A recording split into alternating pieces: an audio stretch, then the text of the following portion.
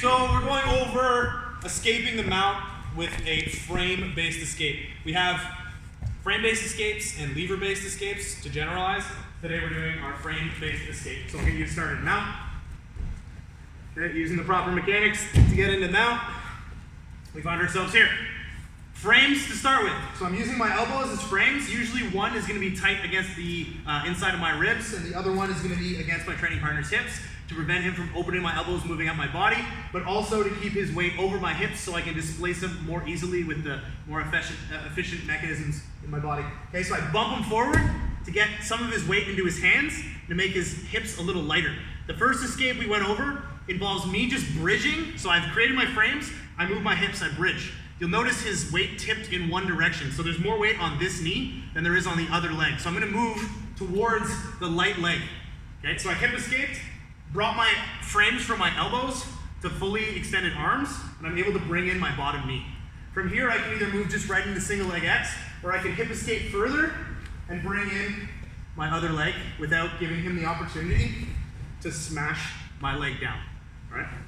The other alternative to this position here is if I bump and I bridge and his weight ends up going onto the other knee. Okay, so this leg becomes the light leg. In this case, all I'm going to look to do, there could be a number of configurations here, but basically instead of hip escaping into his leg, I can receive my hips back and just bring in my bottom knee. That's all I'm going to look to do there. And again, I can't just bring this leg in because it'll get smashed down. He'll continue passing. So I reorient my hips and I bring it out like this. Now, if my opponent is being real stingy and they're on top, and I need something a little bit more detailed to escape, we're going to look to do what we call building a scaffolding or building a structure underneath our opponent, and it looks like this. I bump, and I'm trying to use my bridge. I'm trying to move. It's not really working. It's not very effective. So I switch my base. You can see my feet where they are now. I switch them like this. So I try to keep my hips elevated, and I switch my hips, and I build up into a scaffold like this. So you can see I've built a structure underneath him. My right elbow has to be across his hip here. This is very important. And I can use my left hand against his knee in somewhat of a bench press type position to try to open his knee up.